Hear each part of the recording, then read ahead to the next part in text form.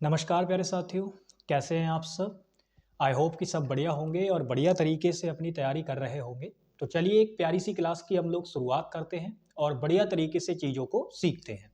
तो हमारा 10th chapter चल रहा था जिसमें मैं आप लोगों को इंडेफिनिट वाला पार्ट और कॉन्टिन्यूस वाला पार्ट वो तो मैं आपको करा चुका हूं और उनसे रिलेटेड जितने भी एग्जाम ओरिएंटेड कॉन्सेप्ट हैं या जो भी आपकी जानकारी है वो मैं आपको प्रोवाइड करा चुका हूं। अब हम लोग मेरे भाई परफेक्ट टेंस पे आगे बढ़ेंगे और हम तीनों के परफेक्ट के बारे में बढ़िया तरीके से समझेंगे कि क्या होता है, कौन कौन से ऐसे कॉन्सेप्ट है जिनसे एसएससी क्वेश्चन पूछती है। तो हम सभी के बारे में पढ़ेंगे। सबसे पहले हम लोग शुरू करने वाले हैं प्रेजेंट परफेक्ट टेंस, यानी ये क्या होता है, कैसी चीजें होती है, सारी बातें हम लोग करेंगे। तो देखो स्कूली लेवल पे आप लोगों ने पढ़ा होगा बेहिंदी वाक्य जिनके अंत में चुका है, चुकी है, चुके हैं इत्यादि शब्द आते हैं प्रेजेंट परफेक्ट टेंस कहलाते हैं। ऐसे करके आपने इसको पढ़ा होगा। लेकिन मेरे भाई मेरी बात को समझिए, कॉम्पिटेटिव एग्जाम में इस तरीके से चीजों को नहीं सीखना है। आपको चीजों को सीखने के लिए प्रेजेंट परफेक्ट टेंस के बारे में कुछ बातें समझनी होगी। वो क्या बातें हैं? सबसे पहली बात आप ये समझिए, कभी भी मेरे भाई परफेक्ट टेंस की बात होगी तो उसके अंदर आपको वर्ब की थर्ड फॉर्म दिखाई देगी। ये बात आपको समझ के रखनी है। दूसरी चीज, जब आप प्रेजेंट परफेक्ट की बात कर रहे होंगे तो प्रेजेंट परफेक्ट बनाने के लिए आपको उसमें हेल्पिंग वर्ब के रूप में हैज या फिर हैव इंक्लूड करना पड़ेगा। तो आई होप कि यहां से आपको ये बेसिक आइडेंटिफिकेशन लग गया होगा कि प्रेजेंट परफेक्ट टेंस के अंदर क्या चीज इंपॉर्टेंट होती है जिससे हम आइडेंटिफाई कर पाएंगे कि यहां प्रेजेंट परफेक्ट टेंस है। तो आपको याद रखना है, कभी भी हैज हैव के साथ में आपको थर्ड फॉर्म नजर आएगी तो वहां प्रेजेंट परफेक्ट टेंस होगा, क्योंकि प्रेजेंट को दिखाने के लिए हैज और हैव हेल्पिंग वर्ब का काम कर लेती हैं और परफेक्ट दिखाने के लिए थर्ड फॉर्म का यूज किया जाता है। अच्छा, ये बात हो गई। अब इसमें सबसे मेन बात ये समझो, जो आपका हैज होता है ये सिंगुलर सब्जेक्ट के लिए आता है और जो आपका हैव होता है ये प्लूरल सब्जेक्ट के लिए आता है। ये बात भी समझनी है। लेकिन जो सबसे महत्वपूर्ण बात इसके बारे में ये है, अगर मैं आपसे ये पूछूं लूं अभी कि जो प्रेजेंट परफेक्ट टेंस होता है ये किस टाइप की घटना को दिखाएगा, तो आप कहेंगे भैया कौन से टाइप की घटना।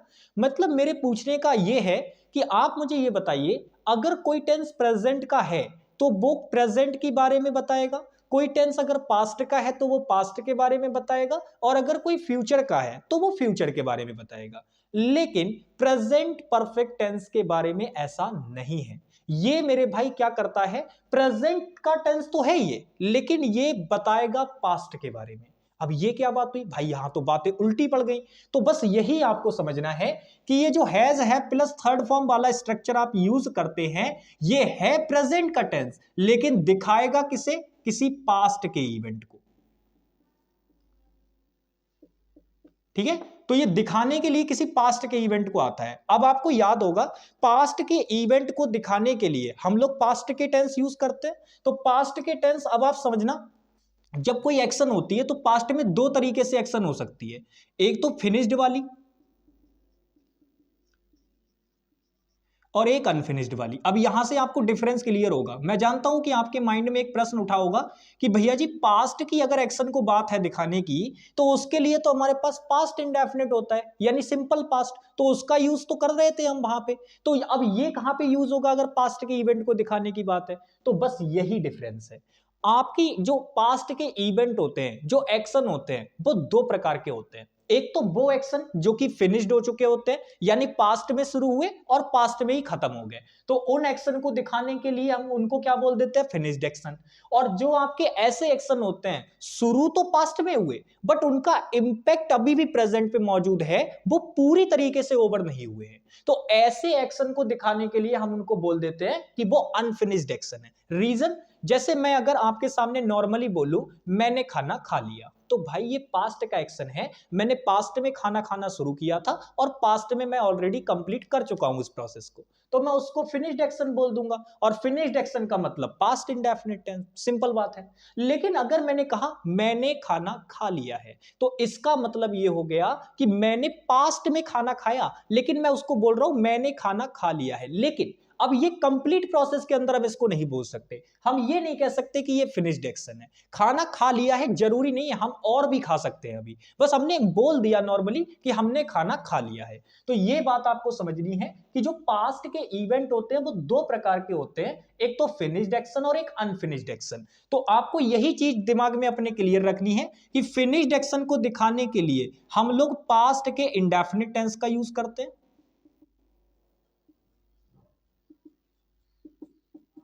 यानी कि वर्ब की सेकंड फॉर्म, और फिनिश्ड अनफिनिश्ड एक्शन को दिखाने के लिए हम लोग प्रेजेंट के परफेक्ट टेंस का यूज करते हैं,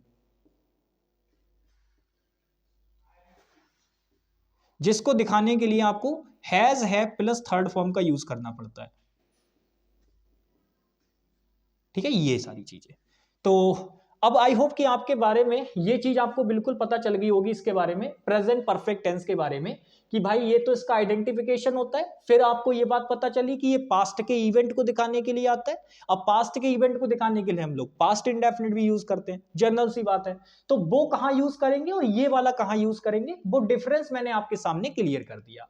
तो अब हम लोग बात कर लेते हैं। आपको याद होगा मैंने आपको सीधे सीधे आइडेंटिफिकेशन बताया था कि जो फिनिश्ड एक्शन होते हैं इनको दिखाने के लिए मैंने कुछ टाइम एक्सप्रेशंस लिखाए थे। आपको याद होगा बहुत सारे टाइम एक्सप्रेशंस मैंने लिखाए थे, जैसे यस्टरडे हो गया, एगो हो गया, लास्ट नाइट हो गया। ठीक है, ये ऐसे करके मैंने कुछ आपको वो टाइम एक्सप्रेशंस लिखाए थे। तो उसी प्रकार से हमारे पास मेरे भाई इसके लिए भी टाइम एक्सप्रेशंस होते हैं, जिसकी मदद से आप दोनों में डिफरेंस कर पाओगे कि आपका एक्शन जो है वो फिनिश्ड है या फिर अनफिनिश्ड है। क्योंकि डिफरेंस नहीं हो पाएगा तो टेंस कैसे यूज करोगे। समझ में आ गई ना बात। बिना टाइम एक्सप्रेशंस को दोनों ही ठीक है, वहां पे भाई पास्ट का इवेंट है, आप कुछ भी लगा दो दोनों में। लेकिन जब टाइम एक्सप्रेशन दे रखा होगा तो उस केस में आप टाइम एक्सप्रेशन के अकॉर्डिंग लेके चलेंगे। अगर फिनिश्ड एक्शन का टाइम दे रखा होगा तो पास्ट इंडेफिनिट, और अगर अनफिनिश्ड एक्शन का टाइम दे रखा होगा तो प्रेजेंट परफेक्ट। सिंपल है ना। तो मैं अब आपको अनफिनिश्ड एक्शन के कुछ टाइम बताता हूं, आप उनको मेरे भाई ध्यान से रखिएगा।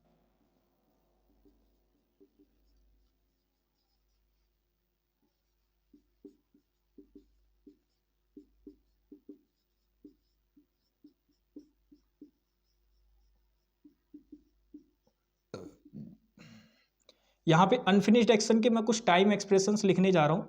इनको आप लोग मेरे भाई बिल्कुल दिमाग में नोट कर लीजिएगा बढ़िया तरीके से, क्योंकि ये सारे के सारे आपके लिए बहुत इंपॉर्टेंट रहने वाले हैं।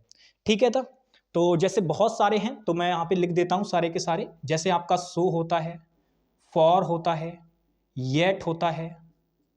ठीक है, और अगर हम बात करें सो हो गया, फॉर हो गया, और फिर आपका येट हो गया, ये सारे के सारे आपके जो टाइम है, ऐसे आपका ऑलरेडी हो गया, सॉरी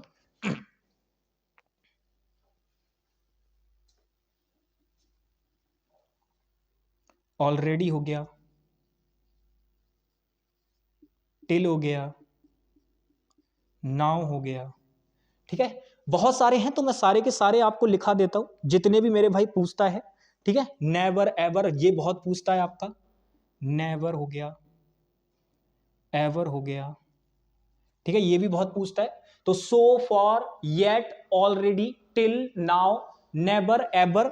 और आपका मेरे भाई जैसे अगर मैं बात करूं तो आपने फॉर सुना होगा, सिंस सुना होगा, ये भी अनफिनिश्ड के टाइम एक्सप्रेशंस हैं। फॉर और सिंस ये भी आपको देखने को मिलेंगे, फॉर और सिंस ये भी आपको देखने को मिलेंगे। दिख रहा है भाई आपको इसमें, कहीं पता चले दिख ही ना रहा हो। हाँ ठीक है, यहां तक तो दिख रहा है, चलो बहुत बढ़िया, यहां तक दिख रहा है, बढ़िया है, यहां तक दिखना भी चाहिए भाई। ठीक है भाई,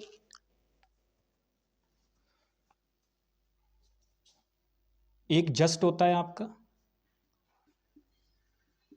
this is the first time होता है, इससे बहुत क्वेश्चन पूछती है, this is the first time. ठीक है, यानी ऐसा पहली बार हुआ है, this is the first time, इस सेंस में भी होता है। ठीक है, और अगर हम बात करें सेवरल टाइम्स, कई बार, several times, up to now, up to present, ये वर्ड भी आपको देखने को मिलते हैं।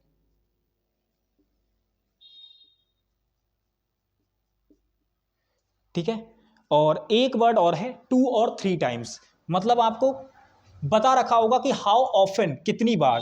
तो वो 2 और 3 टाइम्स करके कुछ भी लिख सकता है, मतलब 2, 3, 4, 5 कितने भी टाइम लिख ले, कोई दिक्कत वाली बात नहीं होगी। तो आप इसको देख के चलिएगा, 2 और 3 टाइम्स करके कुछ भी दे सकता है।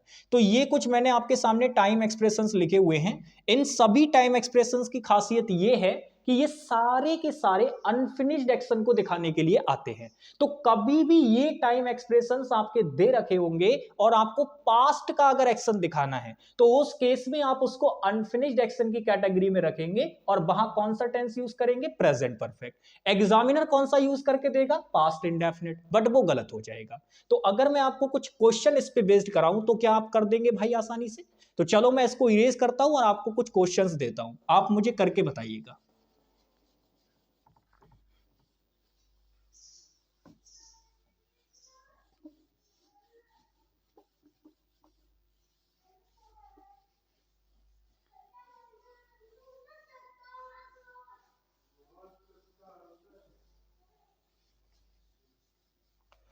ध्यान से देखिएगा मेरे भाई, अब मैं आपको कुछ क्वेश्चंस देता हूं।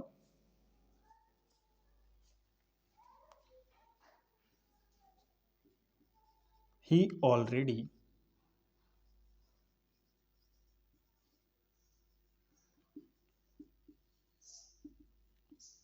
Did this work. इसमें मुझे बताइएगा क्या गलती है।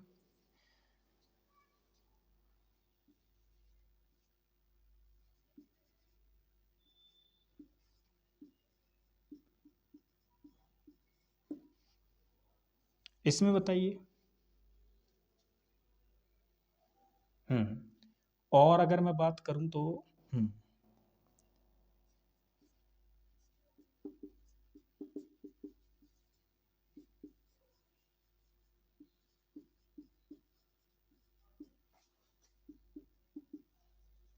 तो ये मैंने आपको 3 क्वेश्चंस दिए हैं।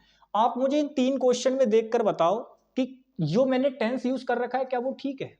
अब देखो नॉर्मली अगर बच्चा इसको चेक करेगा तो उसको लगेगा यार ठीक तो है भाई, डिड लगा रखा है, पास्ट में बात है, पास्ट की एक्शन दे रखी है, ठीक है कोई दिक्कत नहीं है, वो उसने हमेशा अपना यह काम किया, उसने हमेशा यह काम किया, ठीक है, या उसने पहले से ही ये काम कर लिया है। ऑलरेडी डिड दिस वर्क का मतलब है उसने ये काम कर लिया है, पहले से ही ये काम कर लिया है। ही केम जस्ट नाउ, वो अभी आया, वो अभी आया, बिल्कुल अभी आया, उस सेंस में ये वाली बात है। I visited there several times, यानी मैंने यहाँ कई बार, मैंने वहां कई बार विजिट किया है, ठीक है। तो ये जो सारे के सारे आपके सामने सेंटेंस दे रखे हैं, आप अगर नॉर्मली इनको चेक करने जाओगे तो आपको ऐसा सेंस आएगा, हिंदी निकाल के जब खासकर आप इसको करोगे तो आपको ऐसा सेंस आएगा जैसे ये पास्ट इंडेफिनिट के लिए ठीक है, बिल्कुल फिनिश्ड का सेंस आ रहा होगा आपको। लेकिन मैंने कहा हिंदी से जाओगे तो गड़बड़ हो जाएगी टेंस में, आपको हिंदी से नहीं जाना है, आपको कॉन्सेप्चुअली चलना है।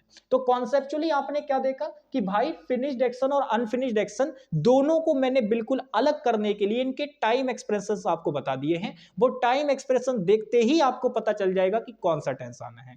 तो आप मुझे बताइए, अगर मैं नॉर्मली ऐसे बोल देता ही डिड दिस वर्क, तब तो कोई दिक्कत नहीं थी भाई, मैं चाहे ऐसे बताऊं पास्ट की बात या उस तरीके से बोल दूं, फिर तो दोनों ही ठीक थे। लेकिन ये जो ऑलरेडी टाइम एक्सप्रेशन आपने इंक्लूड किया, हम अच्छी तरीके से जानते हैं कि ये अनफिनिश्ड एक्शन का टाइम एक्सप्रेशन होता है।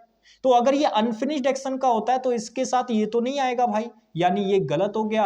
आपको यहां पास्ट इंडेफिनिट नहीं लगाना है क्योंकि ये अनफिनिश्ड एक्शन का टाइम एक्सप्रेशन है। तो ही के लिए हम कैसे करके बनाएंगे भाई, तो सिंगुलर है तो सिंगुलर हेल्पिंग वर्ब चाहिए, यानी हमें बोलना होगा ही हैज और फिर ऑलरेडी और फिर बोलना होगा डन, क्योंकि थर्ड फॉर्म चाहिए। तो ये कुछ आपका कॉम्बिनेशन बनेगा, he has already done this work, तब बात बनेगी सही। अब इसमें देखो कह रहा है ही केम जस्ट नाउ। अब आप नोटिस करो जस्ट नाउ तो हमने अभी आपको बताया था कि भाई ये तो अनफिनिश्ड एक्शन का टाइम है। अब अगर अनफिनिश्ड एक्शन का टाइम है तो इसके साथ में ये केम नहीं आएगा क्योंकि सेकंड फॉर्म ऑफ वर्ब है, तो ये नहीं आएगा। इसकी जगह पे हमें लगाना होगा ही हैज कम, ठीक है, he has come just now, बिल्कुल अभी आया है ऐसे वाले, ठीक है। तो केम नहीं आएगा, ये गलत हो जाएगा क्योंकि अनफिनिश्ड एक्शन का टाइम है ये। चलिए नेक्स्ट क्वेश्चन देखिए, कह रहा है I visited there several times, मैंने कई बार विजिट किया। अगर कई बार विजिट किया है तो मेरे भाई आप जरूरी नहीं है कि वो एक तरीके से फिनिश्ड एक्शन हो गया, हो सकता है एक दो बार आप और भी विजिट कर ले वहां पे, तो वो अनफिनिश्ड एक्शन है। इसीलिए सेवरल टाइम्स जो आपका ये दे रखा है, मैंने लिखाया हुआ भी है, ये अनफिनिश्ड एक्शन का टाइम है। और अगर ये अनफिनिश्ड एक्शन का टाइम है तो इसके साथ आप मेरे भाई ये पास्ट इंडेफिनिट टेंस नहीं लगा पाएंगे, आपको जो लगाना होगा वो प्रेजेंट परफेक्ट लगाना होगा। तो आई के लिए मैंने कहा था आई होता सिंगुलर ही है, लेकिन इसके साथ आती है बेस फॉर्म ऑफ वर्ब, तो आपको लगाना क्या होगा, हैव ही लगाना होगा। तो आई हैव विजिटेड बोलेंगे। लेकिन एग्जामिनर गुमराह करने के लिए आपको हैज लगा के दे सकता है, बट वो गलत हो जाएगा, आपको हैव विजिटेड ही बोलना पड़ेगा।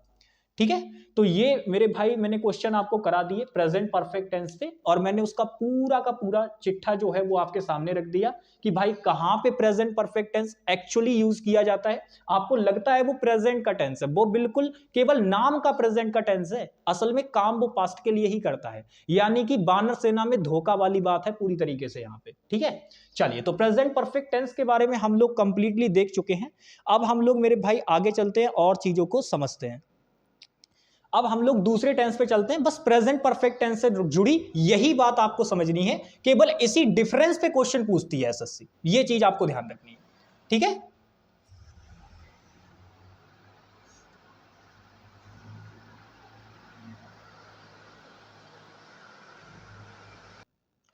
तो अब आगे चलते हैं और आगे हम लोगों को पास्ट परफेक्ट टेंस देखना है।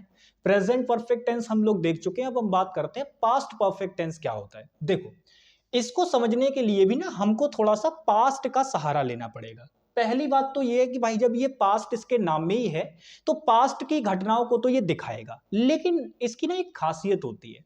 ये क्या करेगा कि जो आप ये टेंस यूज करते हो पास्ट परफेक्ट टेंस, ये पास्ट की घटना को तो दिखाएगा, लेकिन इसका सबसे इंपॉर्टेंट रोल ये होता है कि आप इसको डायरेक्ट यूज नहीं कर सकते।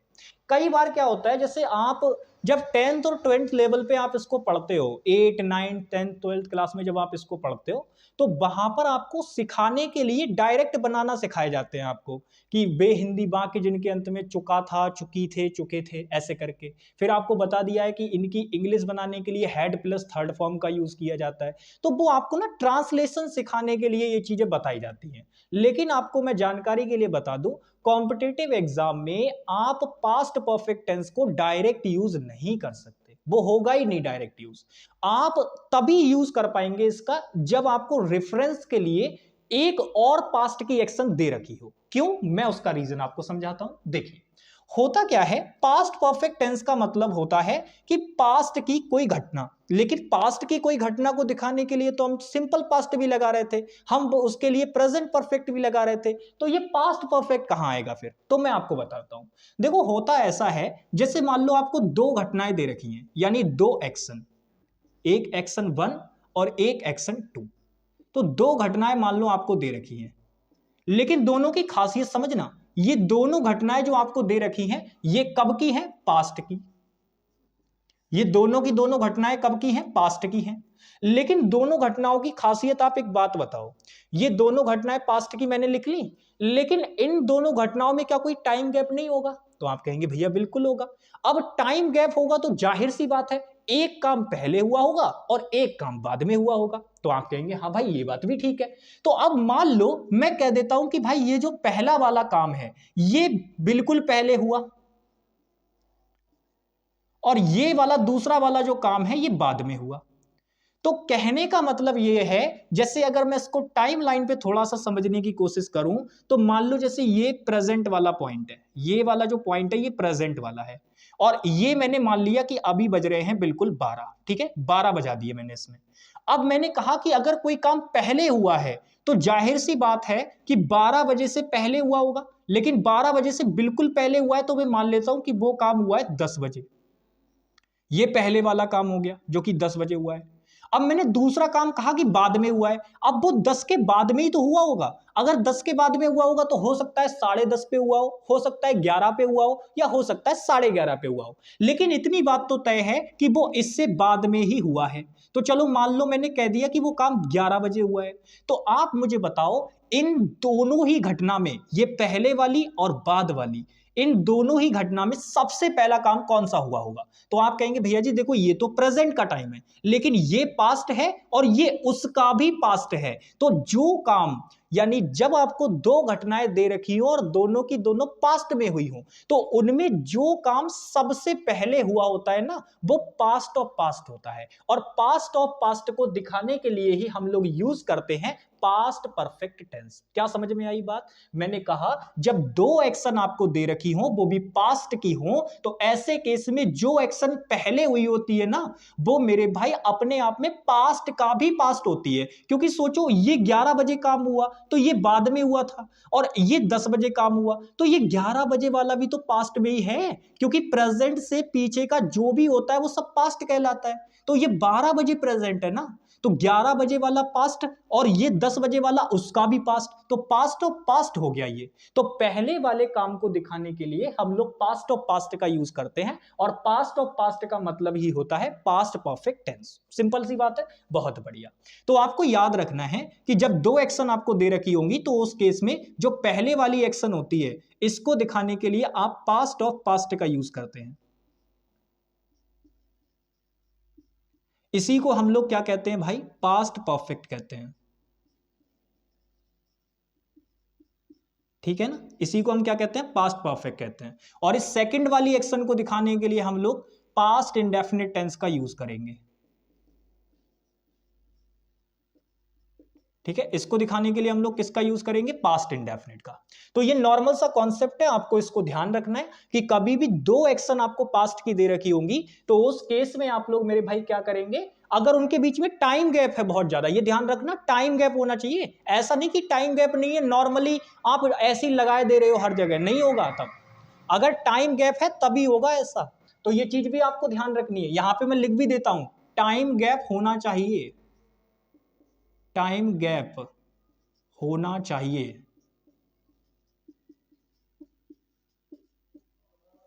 ठीक है, जैसे आप नोटिस करो ये दोनों एक्शन के बीच में 1 घंटे का टाइम गैप है भाई, तो टाइम गैप होना चाहिए, ये चीज भी आपको ध्यान रखनी है। तो अगर दो पास्ट की एक्शन के बीच में टाइम गैप होगा, तो जो काम पहले हुआ होगा वो पास्ट ऑफ पास्ट, यानी उसको पास्ट परफेक्ट में लिख देंगे, और जो सेकंड वाला काम जो बाद में हुआ होगा उसको पास्ट इंडेफिनिट में रख देंगे। अब बात कर लेते हैं कि पास्ट परफेक्ट का स्ट्रक्चर कैसे याद रखेंगे। तो भाई देखो, परफेक्ट के लिए मैंने आपको बताया था कि आपको याद रखना है वर्ब की थर्ड फॉर्म मतलब परफेक्ट, और पास्ट का मतलब होता है सीधे सीधे आपका हेड।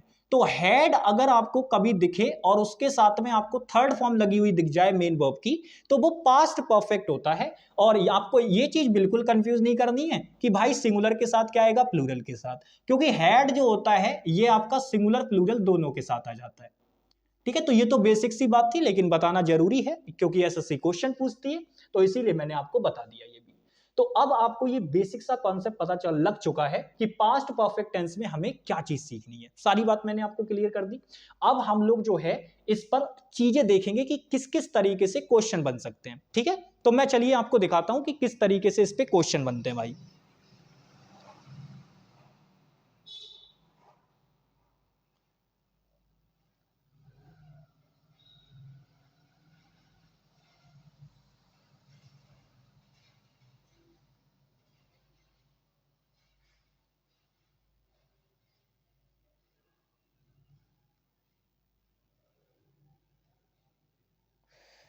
चलिए भाई, मैं आपको कुछ चीजें इसकी दिखाता हूं कि किस तरीके से ये क्वेश्चन आपसे पूछे जाते हैं। चलिए, तो सबसे पहले आपके माइंड में अच्छा ये बात भी आ रही होगी, इसको भी क्लियर कर देते हैं। जैसे आपने ये देखा कि भाई यहाँ पे टाइम गैप है दो एक्शन के बीच में, तब तो ऐसी चीजें हो जाएंगी। लेकिन अगर टाइम गैप ना हो तो ध्यान रखना, मैंने आपको ये शायद कल की क्लास में बात बताई थी कि जब दो एक्शन के बीच में टाइम गैप नहीं होता और वो दोनों एक्शन पास्ट की होती हैं, तो उस केस में हम क्या कहते हैं, उनको सीक्वेंस ऑफ एक्शन मान लेते हैं कि एक के बाद एक के बाद एक एक्शन हुआ। और ऐसे केस में मैंने आपको क्या कहा था, ये बात यहां पे भी नोट कर लेना, ऐसे करके बना के इसको, कि जब टाइम गैप ना हो, जब टाइम गैप ना हो, तो जब टाइम गैप नहीं होगा तो उस केस में क्या होगा, सीक्वेंस ऑफ एक्शन का कॉन्सेप्ट लागू हो जाएगा। Sequence of action concept. और इस केस में क्या होता है, पहले आपका एक्शन 1 होगा, फिर उसके तुरंत बाद एक्शन 2 होगा ऐसे करके, फिर उसके बाद एक्शन 3 होगा मेरे भाई।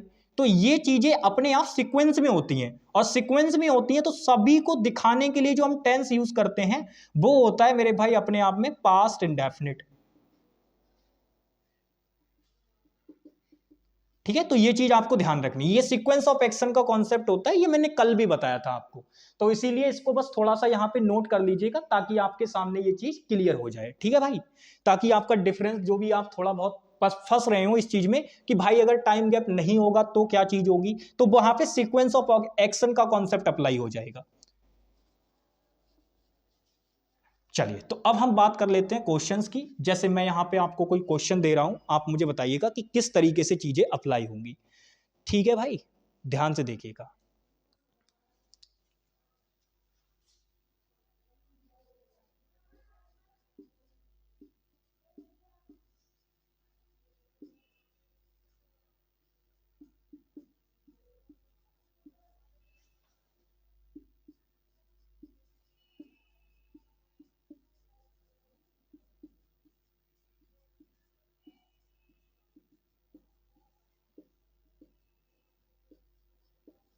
अब ये क्वेश्चन आप लोगों के सामने है, इसी कॉन्सेप्ट पे बेस्ड है। आप मुझे बताइए कि ये कैसे होगा। तो वही चीज अगर आप नोटिस करोगे तो मेरा घर पहुंचना और मम्मी जी का खाना बनाना, एक्शन नंबर 1 ये है और एक्शन नंबर 2 ये है। लेकिन दोनों में आप एकदम से डिसाइड नहीं करेंगे कि ये एक्शन नंबर 1 है, ये एक्शन नंबर 2 है। ये तो मैंने आपको बता दिया कि ये आपके क्वेश्चन के अंदर 2 एक्शन दे रखी हैं, कौन सा फर्स्ट बनेगा कौन सा सेकंड बनेगा वो हम अभी डिसाइड करेंगे। आप मुझे बताओ, जब मैं घर पहुंचा मेरी माताजी खाना बना चुकी थी मेरे लिए। लेकिन आप मुझे बताओ, क्या मैं इसको ऐसे कह सकता हूं कि मेरी माताजी ने खाना बनाया मेरे लिए? तो यार अगर मैंने दोनों एक्शन को एक साथ अगर पास्ट इंडेफिनिट में रख दिया तो यहां तो टाइम गैप कुछ होगा ही नहीं। यहां तो ये वाली बात हो गई, मैं घर पहुंचा और माताजी ने खाना बनाया, तो ये तो वो वाली बात हो गई ना, सीक्वेंस ऑफ एक्शन वाली, कि एक काम हुआ उसके तुरंत बाद दूसरा काम हो गया। तो ऐसा नहीं है, क्योंकि माता जी ने खाना पहले ही बना लिया होगा, आप घर बाद में पहुंचे हैं। तो इसका मतलब ये हुआ कि पास्ट के एक्शन में यहां जो ये एक्शन नंबर 1 हम जिसे कह रहे हैं, ये अपने आप में एक्शन नंबर 2 है।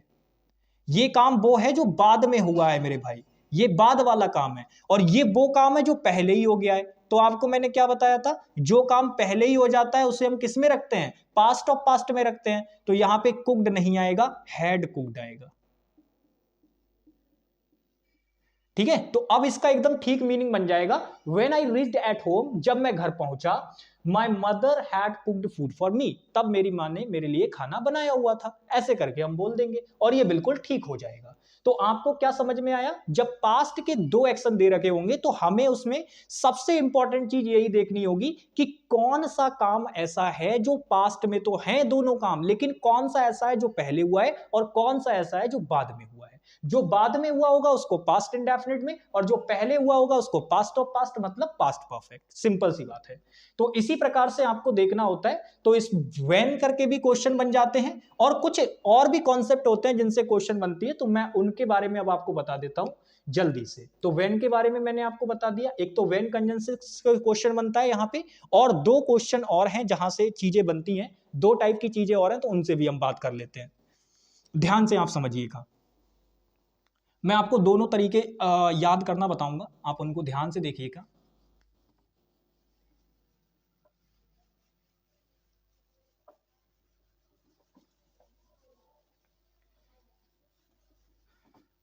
अलग अलग करके बताएंगे तीनों को भाई, क्योंकि दोनों को एक साथ बताना ठीक नहीं रहेगा, अलग अलग करके।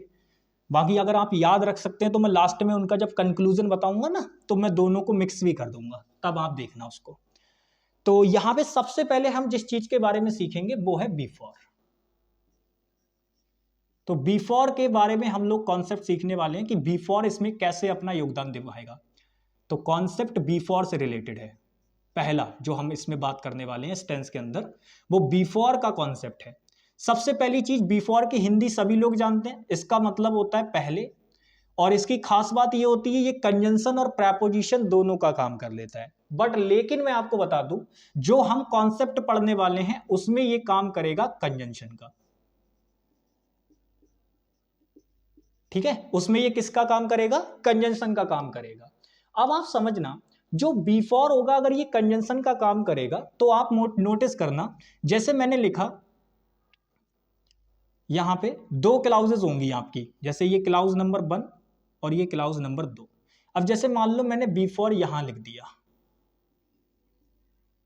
आपको यहां पर भी देखने को मिल सकता है, मतलब कंजंक्शन वाली क्लाउज को चाहे वो यहां रखे या इस तरफ रखे या इस तरफ रखे, फर्क उससे कुछ भी नहीं पड़ेगा। आपको ये याद रखना है कि बिफोर की साथ वाली क्लाउज में हमेशा जो आएगी वो मेरे भाई क्या आएगी, वर्ब की सेकंड फॉर्म आएगी। क्या समझ पे आई बात आपको, क्या मेरी बात आपको समझ में आई मैं क्या कह रहा हूं, कि जो बिफोर वाली क्लाउज होती है, आप समझिए यहां पे बात को, जो बिफोर वाली क्लाउज होती है इसके साथ वाली क्लाउज में यहां पर जो आएगी वो हमेशा क्या आएगी, वर्ब की सेकंड फॉर्म, और इस तरफ जो आएगी वो मेरे भाई आपका पहले वाला काम आया होगा। रीजन मैं अभी आपको बताऊंगा कि ऐसा कैसे होता है। यहां पर आप had plus third form use करेंगे क्योंकि ये होता है आपका पास्ट ऑफ पास्ट। तो याद रखना बिफोर के साथ जो आप काम लिखते हैं वो बाद वाला काम लिखते हैं, बाद वाला, और इसके साथ वाली क्लाउज जो दूसरी वाली क्लाउज होती है इसके पास वाली, उसमें आप पहले वाला काम लिखते हैं। ठीक है, तो मैं आपको अब इसका क्वेश्चन कराता हूं, आपको बस यही ध्यान रखना है, सो नॉर्मल सी बात है, आपको बस यही ध्यान रखना है कि बिफोर वाली क्लाउज में सेकंड फॉर्म ऑफ वर्ब आएगी। रीजन क्यों है वो मैं आपको बताता हूं क्वेश्चन के जरिए। जैसे मैंने आपके सामने क्वेश्चन लिखा, आप नोटिस कीजिएगा, मैंने लिखा ही reached the school before the gateman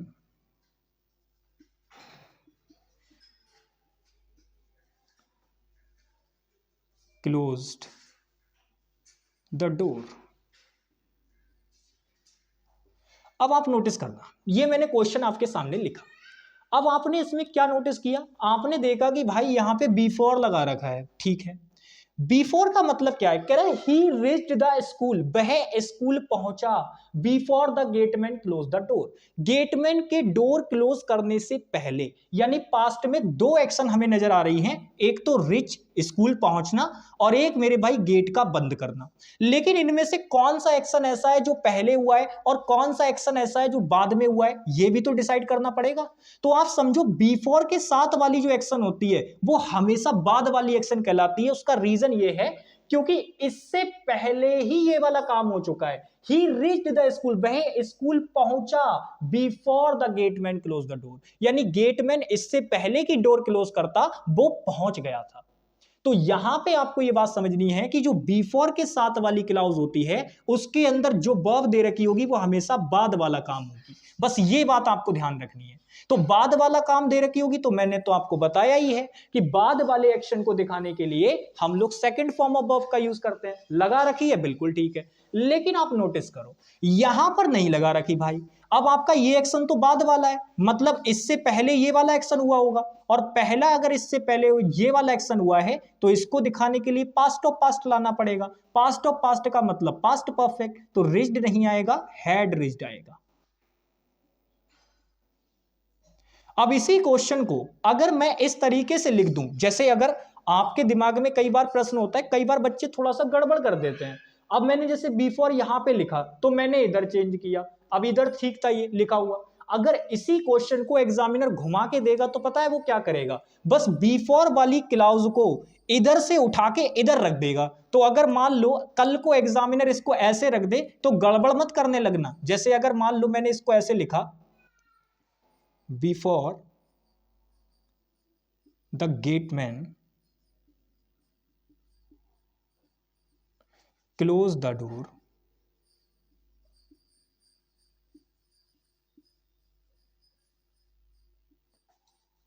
he reached the school। अब ऐसा नहीं है कि मैंने इधर इसको बिफोर को, इस बिफोर वाली क्लाउज को इधर से इधर लिख दिया तो कुछ फर्क पड़ेगा, कोई फर्क नहीं पड़ेगा। आपको जो चीज सिखाई गई है बस वही करना है। आपको क्या बताया गया था कि बिफोर की साथ वाली क्लॉज में जो काम हुआ होता है वो बाद वाला काम होता है, यानी ये जो क्लोज करने का काम है ये बाद में हुआ होगा, और बाद वाले काम को दिखाने के लिए हम लोग सेकंड फॉर्म ऑफ वर्ब का यूज करते हैं, यानी पास्ट फॉर्म। तो मेरे भाई यहां पर क्लोज लगा रखा है, मतलब ये ठीक है। तो गड़बड़ तो अभी भी मेरे भाई उसी क्लाउज में है जिस क्लाउज में इसके अंदर थी, बस लिखने का तरीका हमने थोड़ा सा चेंज कर दिया, क्लाउजेस का जगह बदल दिया, यानी एक जो क्लाउज इधर थी उसको इधर कर दिया, जो उधर थी उसको इधर कर दिया। तो ऐसा करके एग्जामिनर आपको कंफ्यूज करने की कोशिश करता है। आपको बिल्कुल भी कंफ्यूज नहीं होना है, जो चीज जिस तरीके से सिखाई जा रही है बस उसी तरीके से अप्लाई करना है। तो मैंने क्या बताया कि बिफोर के साथ हुआ काम, यानी बिफोर वाली क्लॉज में जो भी काम होगा वो बाद वाला काम होता है, और उसको दिखाने के लिए हम लोग पास्ट इंडेफिनिट टेंस का यूज करते हैं। तो इस वाली क्लॉज में अभी भी गलती मानी जाएगी, तो यहां पे हैड रिज्ड आएगा। ठीक है, सिंपल। तो बिफोर के साथ बस इतनी बात आपको ध्यान रखनी है, पूरा कॉन्सेप्ट बिफोर का हो जाता है। इसी के चारों ओर बस कहानी घूमती रहती है और आपसे इसी पे क्वेश्चन पूछता रहता है। बट बच्चे कई बार इसको रट लेते हैं कि बिफोर के साथ सेकंड फॉर्म आएगी, बिफोर के साथ सेकंड फॉर्म आएगी, या बिफोर के साथ पास्ट फॉर्म ऑफ वर्ब आएगी। तो इस चीज को रटना नहीं है, समझना है चीजों को अच्छे से। ठीक है, अब चलिए, अब हम लोग बात करते हैं आफ्टर के बारे में। अब समझना, बिफोर और आफ्टर से रिलेटेड मैं आपको एक बात भी बताऊंगा लास्ट में, तो उसको भी आपको थोड़ा सा ध्यान रखना है। अब हम आफ्टर की बात कर लेते हैं, क्योंकि उससे भी क्वेश्चन पूछती है एसएससी, तो मैं आफ्टर के बारे में भी आपको बता देता हूं।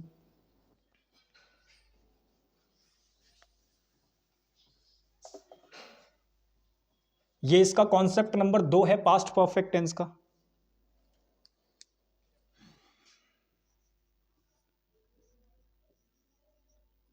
आफ्टर, ये भी आपका मेरे भाई प्रेपो और कंजंक्शन दोनों का काम करता है, बट मोस्ट ऑफ केस में आप इसको कंजंक्शन की तरह यूज होते हुए देखते हो, और इसका यूज होता है बाद में, यानी बाद के सेंस में ये मीनिंग करता है। ठीक है, तो अब अगर ये यूज हो रहा होगा तो आप समझना कि इसके साथ भी भाई सीधी सी बात है, दो क्लाउजेस को जोड़ने के लिए ये आएगा सीधे सीधे। अब मान लो जैसे मैंने यहां पे आफ्टर रख दिया, या आप इसको इधर भी रख सकते हो, मैंने अभी आपको करके बताया था। तो अब आपको यह समझना है कि आफ्टर का मतलब क्या है। आफ्टर का मतलब है बाद में। तो ये सीधे सीधे ऐसा कहता है कि भाई ये काम हुआ लेकिन इसके बाद में हुआ है, मतलब ये काम इससे पहले हो गया। तो उस सेंस में मेरे भाई क्या होता है, आफ्टर के साथ और बिफोर के साथ एक लोचा ये है कि ये दोनों एक दूसरे के उल्टे चलते हैं। मतलब बिफोर कहता है कि भाई इससे पहले ये काम हुआ, आफ्टर कहता है इसके बाद ये वाला काम हुआ। तो मतलब अल्टीमेटली ये हो जाता है कि जो ये आपका आफ्टर होता है दोस्त, इसको समझने की कोशिश करना। जो आफ्टर होता है, ध्यान से देखना मेरी बात को, ध्यान से देखिएगा। आफ्टर होता है, आफ्टर ये क्या करता है कि इसके साथ वाली क्लॉज में जो आप नोटिस करोगे वो कहता है कि इसके बाद में ये काम हुआ। मतलब आफ्टर के साथ वाली क्लॉज के अंदर जो काम हुआ होता है वो पहले हुआ होता है। आफ्टर मीनिंग बाद का करता है, यही चीज तो डिफरेंस क्लियर रखना है आपको।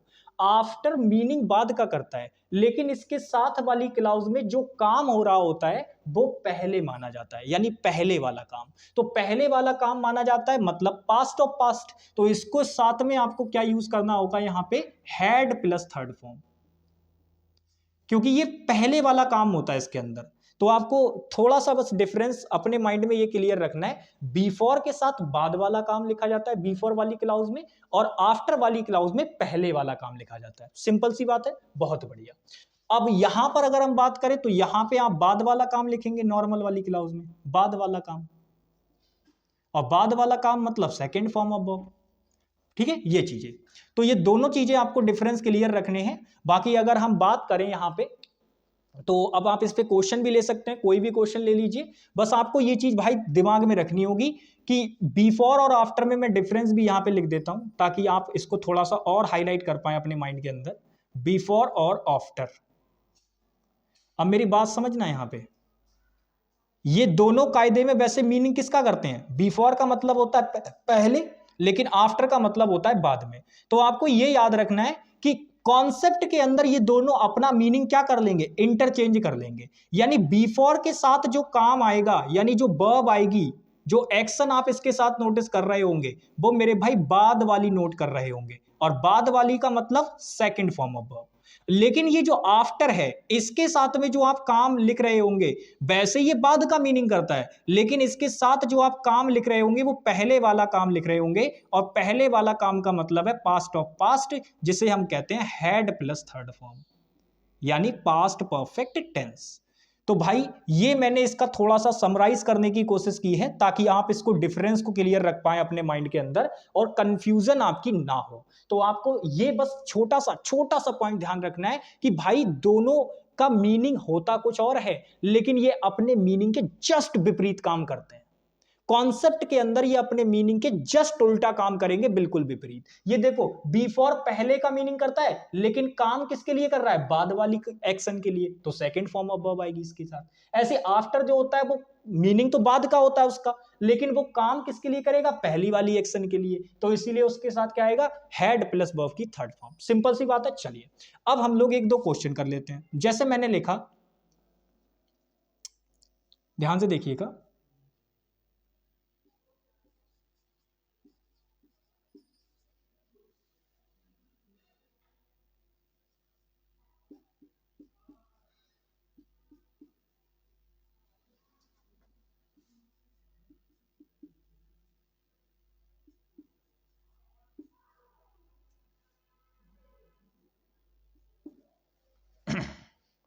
ये तो गेंद वाली बॉल हो गई भाई, ये वाली बेल होगी।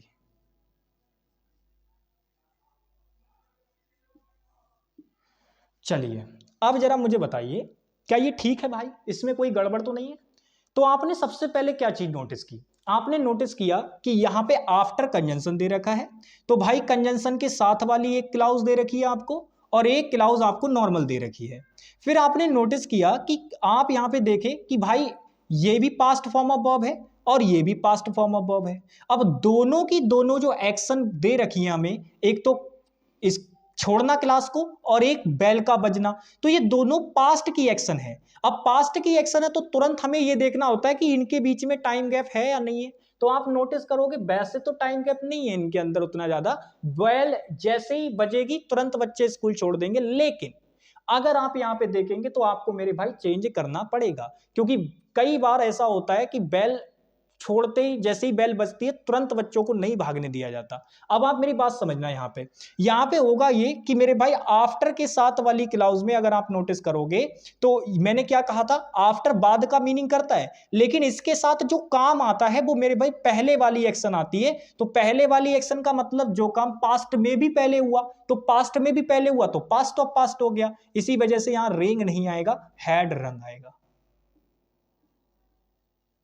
ठीक है, ये आएगा। और यहां पर तो ये ठीक ही है, कोई दिक्कत वाली बात नहीं है। तो हम बोलेंगे the boys left the class after the bell had ring, यानी कि जब बेल बजी तो उसके बाद क्या हुआ भाई, बच्चों ने क्लास छोड़ी कब, बेल बजने के बाद। ऐसे करके हमें बोलना पड़ेगा।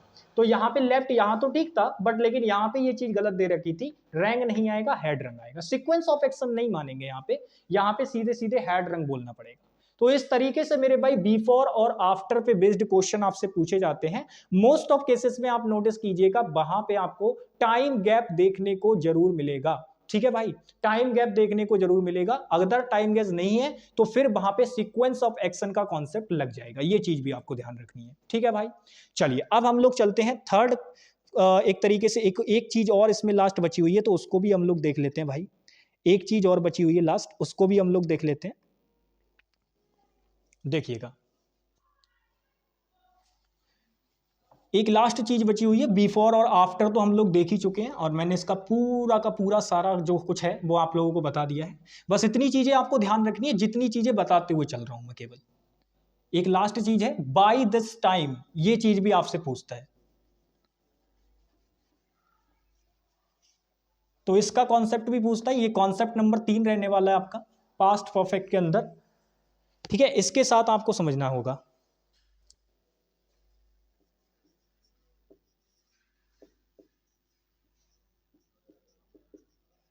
बाय द टाइम, अब ये भी एक तरीके से कंजंक्शन का ही काम करता है। मतलब ये कहता है कि भाई इस समय तक तो बाय द टाइम मतलब इस समय तक ऐसा हो गया होगा, इस प्रकार से। तो बाय द टाइम का मतलब वो अपने आप में एक तरीके से पूरा का पूरा अगर आप देखोगे तो ये क्या करता है, कंजंक्शन की तरह काम करता है। और इसके साथ में वैसे आप नोटिस करोगे तो बाय प्रेपोजिशन और ये उसका ऑब्जेक्ट है, तो ये कायदे में मेरे भाई वैसे प्रेपोजिशनल फ्रेज है, बट लेकिन ये काम किसका कर रही है यहाँ पे, कंजंक्शन का। तो ये पूरी तरीके से मिलके कंजंक्शन का काम करता है। तो कंजंक्शन का जब ये काम करेगा तो उस केस में आप नोटिस कीजिएगा कि ये दो क्लाउजेस को जोड़ने के लिए आ रहा होगा।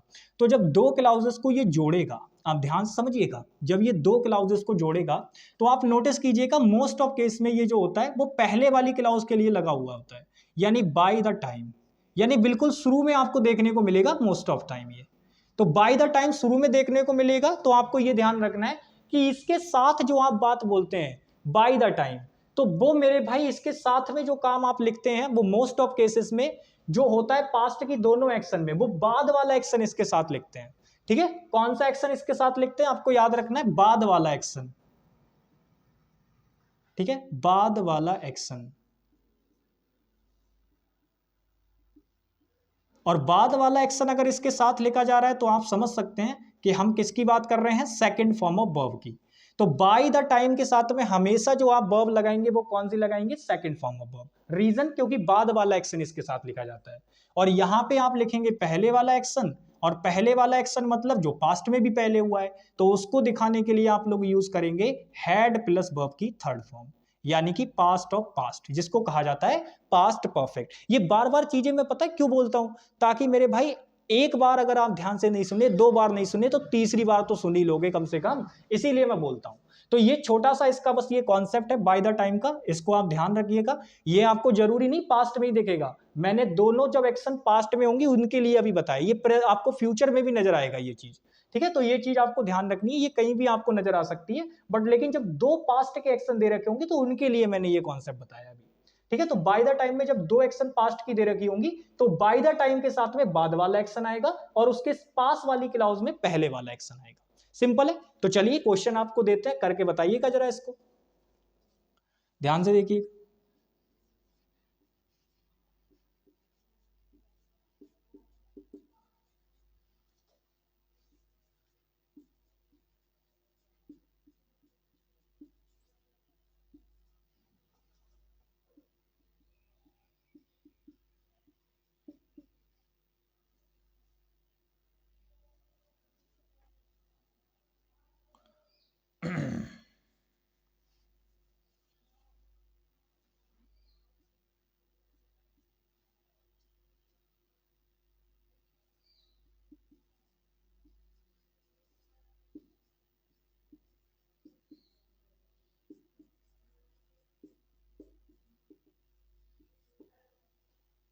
चलिए, तो कह रहा है by the time he had played football, जिस टाइम यानी जिस समय उन्होंने फुटबॉल खेली, I did my work that time, मैंने उस समय अपना काम किया था। तो अब आप नोटिस करो, ये बाय द टाइम आपको दे रखा है, अगर बाय द टाइम के साथ आप नोटिस करोगे तो आपको हैड प्लेड दे रखा है। हैड प्लेड मतलब हैड प्लस वर्ब की थर्ड फॉर्म, तो भाई ये तो पास्ट ऑफ पास्ट हो गया। लेकिन आपको क्या कहा गया था कि बाय द टाइम वाली क्लाउज में हमेशा जो एक्शन बताई जाती है वो बाद वाली एक्शन बताई जाती है, बट आपने हैड प्लेड करके पहले वाली एक्शन इसको कर दिया, तो ये तो गलत बात हो गई। भाई आप ऐसे बोलना चाह रहे हैं कि जिस समय उस समय मैं काम कर रहा था जब वो फुटबॉल खेला था, तो उस टाइम पे मैं क्या कर रहा था, मैंने जो है उस टाइम अपना काम किया था। वो फुटबॉल खेला था उस टाइम पे और मैंने उस टाइम पे क्या किया था, अपना काम किया था। तो अगर आप नोटिस करोगे तो यहाँ पे दोनों ही क्लाउजेस में गलती दे रखी है। रीजन, यहाँ पे बाद वाला काम लिखना है और इस तरफ आपको पहले वाला काम लिखना है। तो पहले वाले काम का मतलब क्या है कि यहाँ पे आपको पास्ट ऑफ पास्ट चाहिए, तो ये डिड नहीं आएगा, यहाँ पे आपको हैड डन करना पड़ेगा। ये गड़बड़। और दूसरी यहां पर भी गड़बड़ है, क्योंकि भाई आपको यहां बाद वाला काम लिखना है, बाद वाला काम का मतलब पास्ट इंडेफिनिट, तो ये भी हटाओ, यहां पे केवल प्लेड रहने दो, काम ठीक हो जाएगा। तो बस मेरे भाई ये तीनों कॉन्सेप्ट आपके पास्ट परफेक्ट से बनते हैं, बाय द टाइम का, आफ्टर का, बिफोर का। तो मैंने आपको बढ़िया तरीके से एकदम बिल्कुल, आप बिल्कुल बहुत आसानी से उनको याद रख सकते हैं, वो तरीके भी मैंने आपको बता दिए साथ ही साथ। तो बस अब आप अच्छी तरीके से इनको याद कर लीजिएगा। बाकी मेरे भाई अब हम बात करेंगे फ्यूचर परफेक्ट की, और फिर उसके बाद छोटी छोटी चीज़ें बची हैं, यानी लगभग आप मान के चलिए 1 या 2 क्लास, इससे ज़्यादा नहीं लगेगी और 10th चैप्टर हमारा खत्म हो जाएगा। ठीक है भाई, तो चलिए मिलते हैं आप लोगों से नेक्स्ट क्लास में, तब तक के लिए बाय बाय, टेक केयर, जय हिंद प्यारे भाई।